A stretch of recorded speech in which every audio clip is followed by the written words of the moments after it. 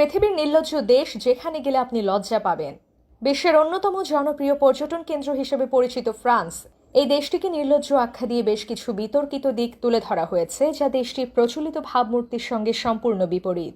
ফ্রান্সে বোরখা পরা আইনত নিষিদ্ধ এবং এই আইন ভাঙলে জরিমানা বা জেল হতে পারে। এমনকি কোনো পুরুষ স্ত্রীকে বোরখা পরতে বাধ্য করলে তারও জেল হতে পারে। অথচ এই দেশেই পর্যটকদের অশ্লীল হয়ে চলাফেরা করতে দেখা যায়। ফ্রান্সের মানুষ মারা যাওয়ার পর তাদের সম্পত্তি সরকারের হাতে চলে যাওয়া ঠেকাতে মৃত মানুষকে বিয়ে করে।